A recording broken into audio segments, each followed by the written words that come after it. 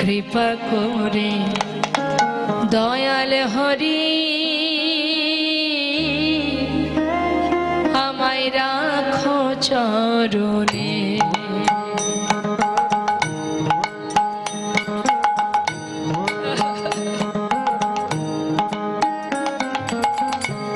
কৃপা করে দয়াল হরি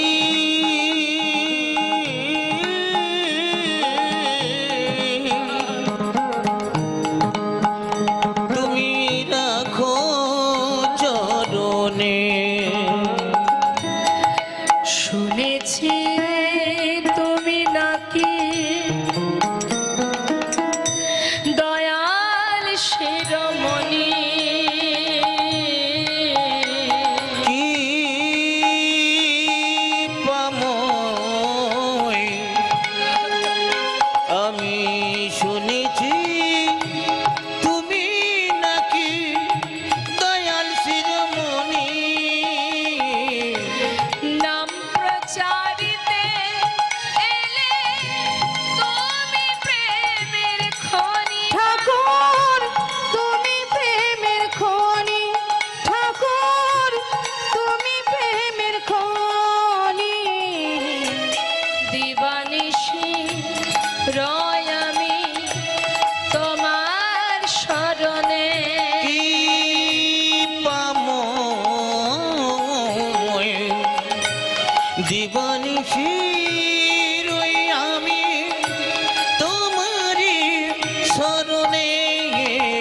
কৃপা করে দয়াল হরি রাখো চরণে। একবার কৃপা করে দয়াল হরি রাখো চরণে। একবার কৃপা করে দয়াল হরি রাখো চরণে। একবার কৃপা করে দয়াল হরি রাখো চরণে। গৌর হে, গৌর হে, গৌর হে,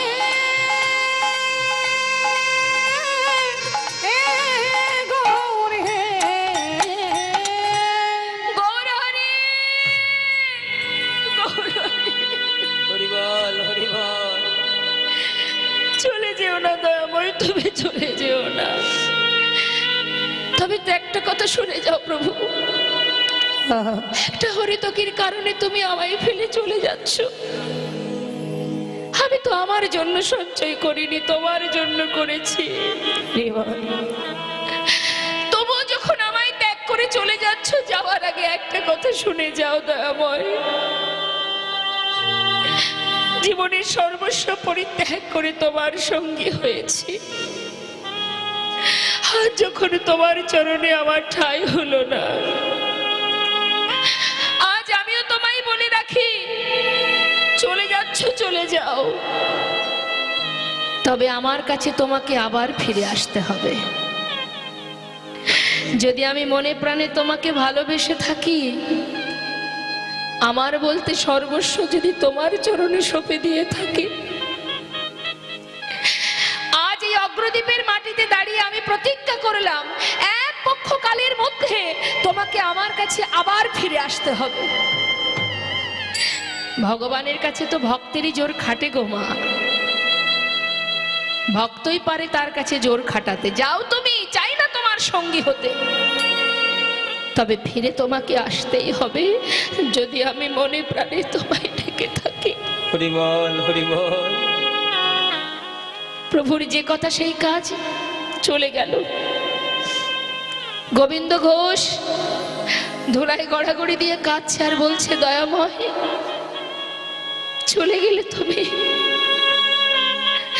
লোকে বলে যার কেউ নেই তার ভগবান আছে, আজ সেই ভগবানের চরণেও যদি আমার জায়গা না হয়, এই পৃথিবীতে আর কি নিয়ে বাঁচবো আমি? অগ্রদ্বীপেই গোবিন্দ ঘোষের ঘর মা। ঘরে চলে গেল গোবিন্দ। একদিন, দুদিন, 3 দিন যেতে যেতে 15 দিনে এক পক্ষ কাল হয়। ভক্ত যদি ডাকার মতো ডাকে, ভক্তকে গোবিন্দের কাছে ছুটে যেতে হয় না, সে নিজেই আসেন স্বয়ং ভক্তের সম্মুখে দর্শন দিতে। দেখতে দেখতে 15 দিনে এক পক্ষ কাল হলো 13 দিন। গোবিন্দ ঘোষ আর পারছে না, পথের দিকে তাকিয়ে থাকতে থাকতে 13 দিন পার হয়ে গেল। স্থির করলেন এই প্রাণ আর রাখবে না, গঙ্গার জলে নিজেকে বিসর্জন করে দেবে। পথে যাচ্ছে, গঙ্গার জলে নিজেকে ত্যাগ করবে বলে গঙ্গার ঘাটে যাচ্ছে। আর অন্তর্যামী গৌর সুন্দর তখন ছিলেন রামকেলিতে। রামকেলিটা মালদাতে বাবা। সেখান থেকে প্রভু আমার একটা কোষ্ঠী পাথর জলে ভাসিয়ে দিলেন, আর সেই পাথরটা ভাসতে ভাসতে অগ্রদ্বীপের দিকে এগিয়ে আসছে। আর গোবিন্দ 1 পা 2 পা করে এগিয়ে যাচ্ছে গঙ্গার ঘাটে। আর মনে মনে কাঁদছে আর বলছে, হরি, এ জন্মে তোমার দেখা পেলাম না প্রভু, আর তোমার কৃপা পেলাম না। চরণে ঠাঁই পেয়েও আজ চরণ থেকে তুমি আমায় বিতাড়িত করলে একটা হরিতকি সজ্জার কারণে। হরি হে,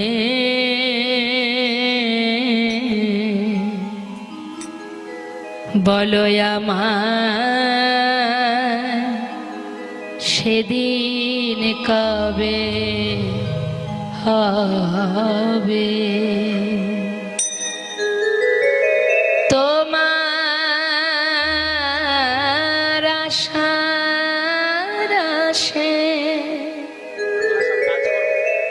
আমি আছি বসে। তোমার আশার আশে দয়ালে আছি বসে। বলো বলো কবে চরণ দেবে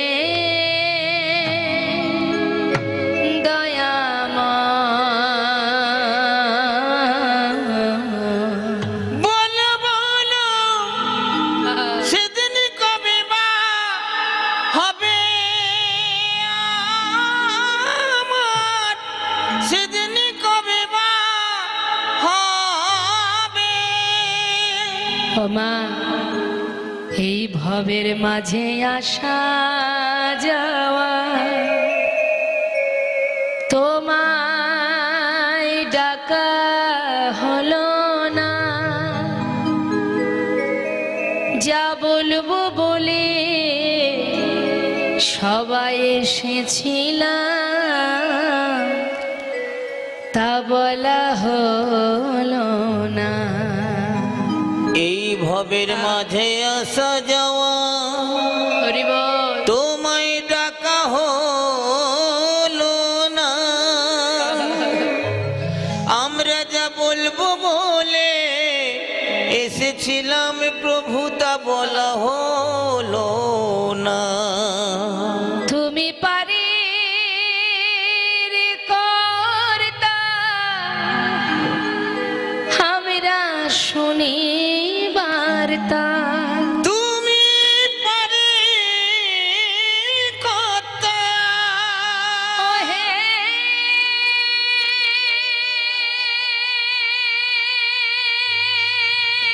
দয়াময়,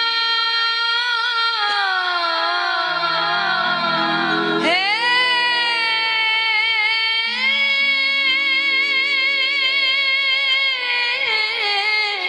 কৃপাময়,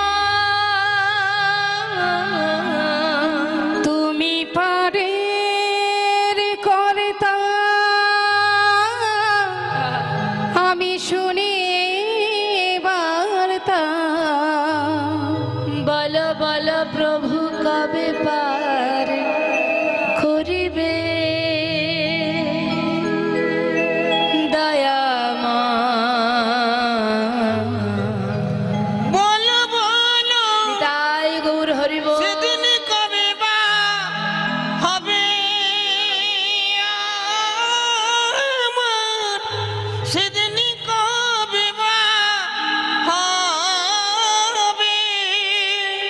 হলো না দয়াময়, তোমায় ভালোবাসতে পারলাম না। তুমি তো করুণাময়, কৃপা করে তোমার চরণে তুমি ঠাঁই দাও। এক পা দুপা করে গঙ্গার ঘাটে নেমে যখন জলের ভিতরে এগিয়ে যাচ্ছে, ওই পাথরটা এসে বারবার গোবিন্দের অঙ্গে লাগছে, আর বারবার লাগছে বলে গোবিন্দ ঘোষ সেটাকে হাতে তুলে নিয়ে তীরে উঠে আবর্জনার মধ্যে ছুঁড়ে ফেলে দিয়েছে। সঙ্গে সঙ্গে দৈববাণী, গোবিন্দ গোবিন্দ গোবিন্দ, ঘরে ফিরে যাও, নিজেকে বিসর্জন করো না, তুমি ঘরে ফিরে যাও। চারিদিকে তাকাচ্ছে, কাউকে দেখতে পাচ্ছে না। তবে কে কথা বলছে? কে তুমি? সামনে এসো, আমি কেন দেখতে পাচ্ছি না তোমায়? ঘরে ফিরে যাও গোবিন্দ, নিজেকে বিসর্জন করো না। বারবার দৈববাণী হচ্ছে তোমা, আর তার মরা হলো না। কাউকে দেখতে পাচ্ছে না ঠিকই, দৈববাণী শুনে সে আবার নিজের ঘরে ফিরে গেল। 13 দিন পার হয়ে হলো আজ 14 দিন। হরিবল হরিবল। 15 দিনে এক পক্ষ কাল মা, 14 দিন যখন হলো, এদিকে গৌরহরি রামকেলি থেকে আবার ফিরে এলেন অগ্রদ্বীপে। ফিরে এসে গোবিন্দ ঘোষের ঘরের সামনে দরজার বাইরে দাঁড়িয়ে ডাকছে, গোবিন্দ, ও গোবিন্দ। কে? দরজা খোলো। এ তো প্রভুর কণ্ঠস্বর। তবে কি গৌরহরি এসেছে? তবে কি প্রভু এসেছে?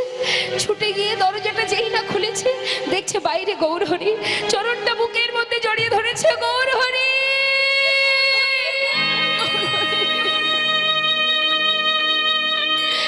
তুমি এলে দয়াময়, হরিবল হরিবল। তুমি এলে।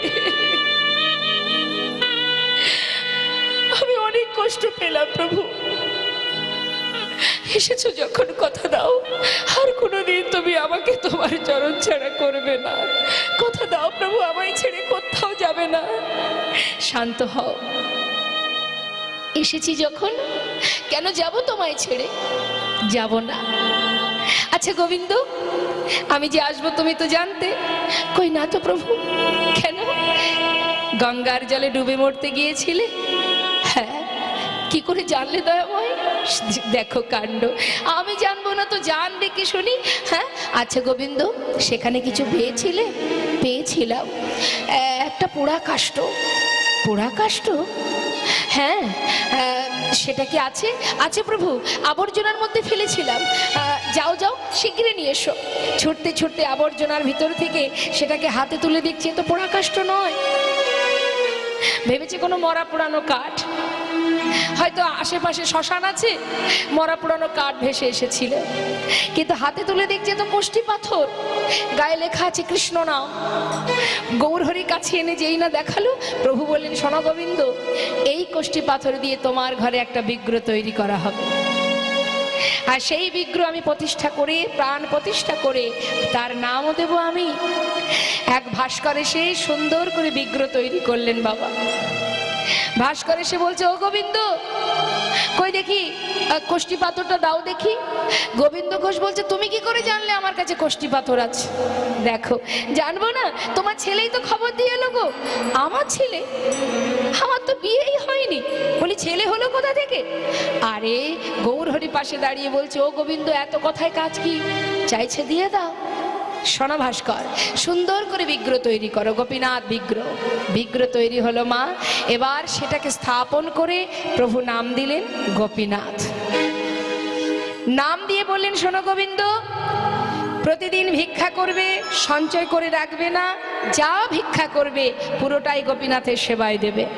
আরো বলি, শোনো, একা একা তোমার ঘরে মন বসবে না, তাই তুমি একটা বিবাহ করো। হরিবল হরিবল। এত এত পরীক্ষা হলো মা, এখনো কিন্তু শেষ হয়নি পরীক্ষা। এবার কি দিচ্ছে? সংসার। দেখি ভক্ত সংসার দিলে সংসারে আবদ্ধ হয়ে যায় কিনা। গোবিন্দ, বিবাহ করে দুজনে একসাথে গোপীনাথের সেবা দেবে। তোমাদের সেবা দেখে গোটা অগ্রদ্বীপবাসী সেবা শিখবে। কেমন? আর আরো বলি, শোনো, গোপীনাথের সেবা দিলে সেই সেবা আমি পাবো। কেমন? তাহলে এবার আমি আসি, আমাকে বিদায় দাও। যেই বলেছে বিদায় দাও, ছুটে গিয়ে প্রভুর হাতটা চেপে ধরেছে। চেপে ধরে বলছে, তুমি কোথায় যাবে? এই তো তুমি বললে তুমি আমায় ছেড়ে যাবে না, এখন আবার তুমি বিদায় চাইছো কেন? আমি তো তোমায় ছেড়ে থাকতে পারবো না। হাতটা ধরে তাকে ঘরের ভিতরে রেখে বাইরে থেকে দরজাটা বন্ধ করে শিকল তুলে দিল। শিকল তুলে দিয়ে পিছন ফিরে যেই না তাকিয়েছে, দেখছে বাইরে গৌরহরি দাঁড়িয়ে আছে। নিতাই গৌরহরি বল, এ কি প্রভু, তুমি বাইরে এলে কি করে? আমি তো তোমাকে ঘরে রেখেছি, তুমি বাইরে কি করে এলে? আবার দরজা খুলেছে, খুলে কি দেখছে?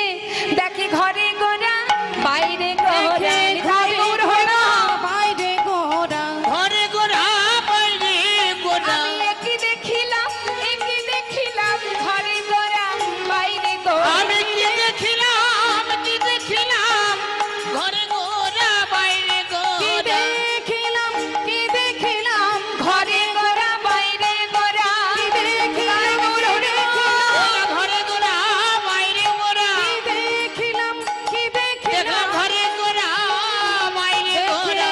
ঘরে গোরা বাইরে গোরা। হরিবল হরিবল। যেই না দেখেছে বাইরে গৌরহরি, ভিতরে গৌরহরি, গৌরহরি বললেন, গোবিন্দ, আমি তো তোমায় কথা দিয়েছি তোমায় ছেড়ে যাব না, তোমার বিশ্বাস হলো না তো?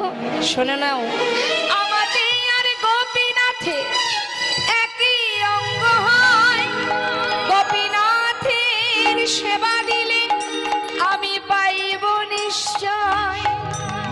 আমাদের আর গোপীনাথে অভেদ জানিও, অভেদ মানে ভেদ নয়, শুদ্ধ ভক্তিতে গোপীনাথের সেবা যে করিও।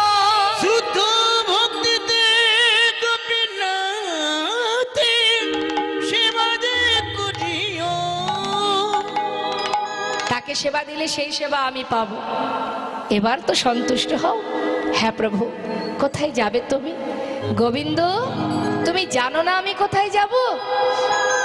শোনো শোনো, আমার মনে বাসনা কি জানো? আমার মন মানে না যাব বৃন্দাবনে। ও গো আমার মন মানে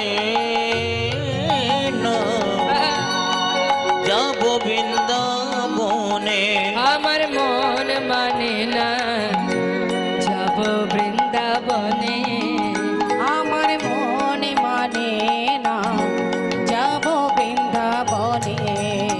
আহা নয়ন ভরে, নয়ন ভরে, দুটি নয়ন ভরে, ও দুটি নয়ন ভরে, ও গো নয়ন ভরে হেরব সদা, দুটি নয়ন ভরে হেরব সদাই মদন মোহনে। মন মানে না যাব বৃন্দাবনে। আমার মন মানে না যাব বৃন্দাবনে। আমার মন মানে না যাব বৃন্দাবনে। গৌরহরি চললেন বৃন্দাবনের পথে, আর এদিকে গোবিন্দ ঘোষকে যা যা বলে গেলেন বিবাহ করবে আর দিনে যা ভিক্ষা পাবে পুরোটা সেবায় দেবে। তা মা প্রতিদিন ভিক্ষা করে দিনে 4 বার সেবা দেয়। এখন ওই যে বলে গেছে বিবাহ করবে, 1 বছর যেতে না যেতে এক সুকন্যার সন্ধান পেয়ে শুভ দিন দেখে বিবাহ সম্পন্ন করলেন। বিবাহ করে স্ত্রীকে নিয়ে যখন ঘরে এলো, সেদিন থেকে ভগবানের সেবা 4 বারের জায়গায় 1 বার কমে গেল। কেন বলুন তো বাবা? হরে কৃষ্ণ। গল্প আমিও কম জানি না, গল্প আমিও জানি, কিন্তু এখানে তো আমাকে গল্প করতে আনা হয়নি, আর আপনাদের এই যে আসনটা পেতে দিয়েছে এটাও কিন্তু গল্প করার জন্য নয়। যখন যেটা তখন সেটা করতে হবে তো বাবা। এখন আপনি যখন সেবা করবেন, কেউ যদি আপনার হাত ধরে টেনে তুলে দেয়, এই আর সেবা করতে হবে না, ওঠ, ভালো লাগবে? আপনি ঘুমাচ্ছেন, মাঝপথে যদি মাঝরাত্রে কেউ যদি আপনার হাত ধরে বিছানা থেকে টেনে তোলে, রাগ হবে কি না? হ্যাঁ তো। তাহলে ঘুমানোর সময় ঘুমানো, সেবার সময় সেবা, বলার সময় বলা, শ্রবণের সময় শ্রবণ, যখন যেটা তখন সেটা করতে হবে। তা এই আসনটা পাতা আছে কেন? অমৃত কথা শ্রবণ করার জন্য। আর এই আসনটা কেন? বলবার জন্য। যখন যেটা তখন সেটা, অন্য কিছু বললেই তো সমস্যা। বহু রকমের অপরাধ আছে, 64 প্রকারের অপরাধ। হ্যাঁ, দিবস রজনী আবলো তাবলো পাঁচালো পড়িতে পারো, তাহারও ভিতরে একবারও কি গোবিন্দ বলিতে নারো। গল্প করার সময় আমরা সবাই পাবো, কিন্তু মূল্যবান সময় চলে গেলে আর পাওয়া যায় না। হ্যাঁ, গল্প নয়, গল্প করলে হবে না। ফুচকা খেতে কে না ভালোবাসে? আপনারা ফুচকা খান? হ্যাঁ, ও মা ফুচকা খেয়েছেন? ভাল লাগে ফুচকা খেতে? দেখবেন বাবা, কেউ যদি ফুচকা আপ্যায়ন করে খুব খুশি হয়, ও ফুচকা খেতে দিয়েছে, ভাল লাগে। কিন্তু কেউ কারোর বাড়িতে গেলে যদি এক বাটি শুকনো চিড়ে দেয়, খাবে? ভালো লাগবে? এবার কি আপ্যায়ন করলো, যাওয়া মাত্রই শুকনো চিড়ে দিয়ে দিল। কিন্তু যদি বলে চল বন্ধু গিয়ে একটু ফুচকা খেয়ে আসি, খুব খুশি। তা দেখুন, সব কিছুর মধ্যে দুটো গুণ থাকে, তুষ্টি আর পুষ্টি। ফুচকা খেলে সন্তুষ্ট হওয়া যায়, কিন্তু ওতে পুষ্টি আছে? আছে, উপকার আছে ওতে? উপকার নেই কিন্তু মা। কিন্তু যদি চিড়ের সঙ্গে দই মিষ্টি মিশিয়ে যদি খাওয়া হয়, সেটাতে কিন্তু তুষ্টি, মানে সন্তুষ্ট না হলেও তাতে পুষ্টি আছে, উপকার আছে। তা হরিনাম শুনলে তাতে উপকার। হ্যাঁ, হরিনাম শুনলে যারা শুনবে তাদের উপকার, যারা গাইবে তাদের উপকার, উভয়ের উপকার। কিন্তু যারা মদ বিক্রি করে তাদের উপকার, যারা কিনে খায় তাদেরও উপকার। যে দুধ বিক্রি করে তার উপকার, যে কিনে খায় তার উপকার, উভয়ের উপকার। জগতে এমন কিছু করো যেটাতে সবার উপকার, সবার কল্যাণ, সবার মঙ্গল হয়। তুমি যদি হরিনাম শুনতে বসে গল্প করো, তোমার জন্য আর 5 জনের সমস্যা হবে। তাতে কি হবে? অজান্তে তুমি কিন্তু অপরাধী হয়ে যাচ্ছ। জানতেও অপরাধ হয়, অজান্তেও অপরাধ হয়। আপনি অজান্তে আগুনে হাত দেবেন, আগুন আপনাকে ছাড়বে? দেখবেন অনেক খবরে দেখতে পাই আমরা যে কারেন্টে হাত দিয়ে বা কারেন্টে হাত লেগেছে বলে মারা গেছে। হ্যাঁ, শর্ট খেয়ে মারা গেছে। তা সে তো দেখে করেনি, না দেখে করেছিল, তাহলে মরলো কেন? জেনে রাখবেন, জেনে শুনে পাপ যদি কেউ অপরাধ করে তাতে যেমন পাপ হয়, আবার আপনি যদি অজান্তেও কোনো অপরাধ করে থাকেন তাতেও কিন্তু অপরাধ হয়। হ্যাঁ, ভুল হয়ে গেছে। অনেকে বলে না যে না জেনে করেছে, না জেনে করলে, না জেনে যদি কেউ বিষ খায় সেও নাকি হজম হয়ে যায়, কিন্তু ভুল কথা। যার যেটা ক্রিয়া সে কিন্তু দেখা দেবেই দেবে। তাই গল্প করলে কিন্তু অজান্তেই আপনি অপরাধী হবেন, গল্প নয়। গল্প নয়, আমরা কৃষ্ণ নাম শ্রবণ করব। গল্প করার জন্য অনেক সময় আছে। দেখি একবার হাত তুলো। মনে মনে ভাবছে এত হাত তুলতে বলছে, সকাল থেকে হাত তুলছি, আর কত হাত তুলবো? এই তো সুযোগ। হ্যাঁ, তিনি তো দিয়েছেন হাত, যার নেই সে জানে না থাকার জ্বালা। আমরা তো পেয়েছি, একবার তুলি। হ্যাঁ, প্রত্যেকে দুটি বাহু তুলে হরিবল হরিবলি দাই গৌর হরিবল। পথ চলিতে আর বলিতে, পথ চলিতে আর বলিতে, পথ চলিতে আর বলিতে, একবার লহ লহ কৃষ্ণ না, মধুর না, হরি না। তোমরা লহ গো কৃষ্ণ নাম, হরি নাম, কৃষ্ণ নাম।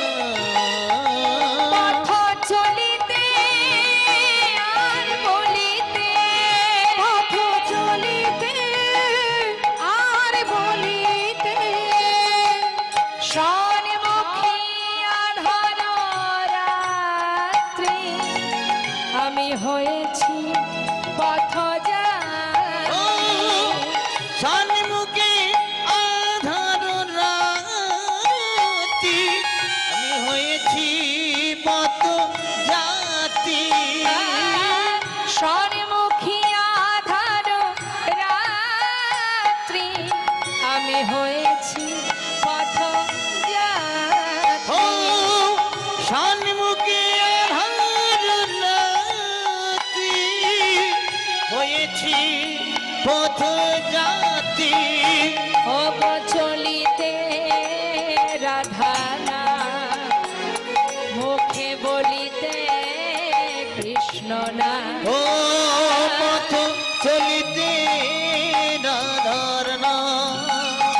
কথা বলিতে কৃষ্ণ না পথ চলিতে আর বলিতে পথ চলিতে আর বলিতে পথ চলিতে আর বলিতে পথ চলিতে আর বলিতে। দেখতে দেখতে আর 1 বছর হয়ে গেল বাবা। স্ত্রীকে নিয়ে আসার পর একবার কমে গিয়ে হলো 3 বার। 1 বছর যেতে না যেতে একটি পুত্র হলো মা। সন্তানের নাম রাখলেন ভগবানের নামে। ভগবানের নাম কি? ঘরে যে বিগ্রহ তার নাম গোপীনাথ। ছেলেরও নাম রেখেছে গোপীনাথ। স্ত্রীকে বলছে মাধবী, এটা আমার পুত্র গোপীনাথ, এ হচ্ছে আমার বিগ্রহ গোপীনাথ। আমি 2 পুত্রের পিতা। কিন্তু ছেলে যেদিন ঘরে এলো সেদিন থেকে ভগবানের সেবা আরো একবার কমে গেল। হ্যাঁ, সুন্দর হরিবাসরে একটা স্কুলে একই ক্লাসে অনেক স্টুডেন্ট থাকে, সবাই কি আর ফার্স্ট হতে পারে? একজনই হয়। ঠিক তদ্রূপ ভক্তের মতো ভক্ত যদি 5 জনও থাকে, তাতেই যিনি কীর্তন পরিবেশন করবেন তার আত্মার তৃপ্তি হবে, শান্তি হবে। তাই আমি বলবো আপনাদেরকে, যারা নিষ্ঠা সহকারে ভক্তি সহকারে কৃষ্ণ কথা শ্রবণ করছেন এখনো পর্যন্ত, আপনারা অবশ্যই থাকবেন। আমাদের শ্রদ্ধেয় দাদাভাই আসছেন, আপনাদের অমৃত কথা হরি কথা শ্রবণ করাবেন। তো সবাই থাকবেন, একই সঙ্গে নামের মধ্যে ডুবে থাকবেন। দেখতে দেখতে সময় চলে যাবে, আবার 1 বছর অপেক্ষা করতে হবে আজকের এই দিনটা পাওয়ার জন্য।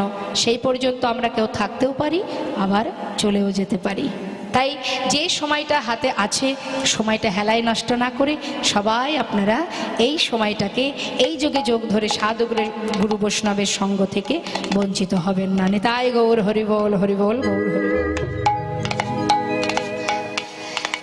তো আজ গোবিন্দ ঘোষ তিনি তার সন্তান গৃহমাঝে আসবার পর সেবা শুরু হলো দিনে 2 বার। প্রভু দেখলেন ভক্ত মায়ার বন্ধনে আবদ্ধ হচ্ছে, তো মায়া যেমন দিয়েছি তেমন মায়া কাটিয়ে নিতে হবে। তাই তিনি কি করলেন? তিনি দেরি না করে একটা একটা করে মায়া কাটাতে শুরু করলেন। বাবা কিভাবে কাটাচ্ছে দেখুন। প্রথমে তো তার স্ত্রীকে কেড়ে নিলেন। কিভাবে?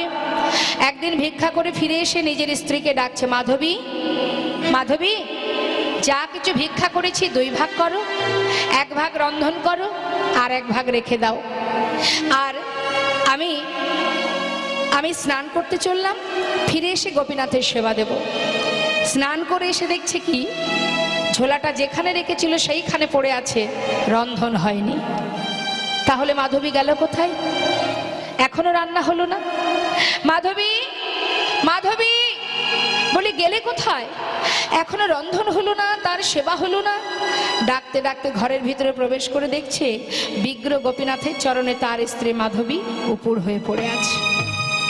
মাধবী, এখন তুমি গোপীনাথের চরণ ধরে পড়ে আছো? আরে বাবা ওঠো, আগে রন্ধন করো, তার সেবা দাও, সেবার বেলা বয়ে যাচ্ছে। বলে গেলে কোথায়? আহা, উঠছো না কেন? আমার কথা কি তুমি শুনতে পাচ্ছ না? ও মাধবী, কোনো সাড়া নেই মা। এত ডাকছে, সাড়া পাচ্ছে না। কাছে গিয়ে যেই না তার অঙ্গ স্পর্শ করেছে, দেখছে মাধবীর অসার দেহ। চিৎকার করে উঠেছে, গোপীনাথ গোপীনাথ, হরিবল হরিবল। তুমি কি করলে? আমার মাধবীকে কেড়ে নিলে কেন? কি অপরাধ করেছিল আমার মাধবী? তুমি কেন কেড়ে নিলে তাকে? বলো গোপীনাথ। মাধবীকে নিজের কোলের মধ্যে জড়িয়ে ধরে কাঁদছ। কিন্তু মাগো, আজ গোবিন্দ ঘোষ কাঁদছে, পাড়াপড়শি ছুটে এসে তার মাথায় হাত দিয়ে সান্ত্বনা দিয়ে বলছে, শান্ত হও। দেখো গোবিন্দ, মাধবী যদি তোমার হতো, সে তোমায় ছেড়ে কোথাও যেত না। সে তো তোমার নয়, যে দিয়েছে সেই তো নিয়েছে। কেঁদো না, তোমার না একটি সন্তান আছে, তাকে নিয়ে তুমি সংসারে ভালো থেকো, সুখে থেকো। যেই না বলা, নিজে হাতে তার স্ত্রী শেষকৃত্য করলেন, আর কোনো কথা বললেন না। পাড়াপড়শির সান্ত্বনা পেয়ে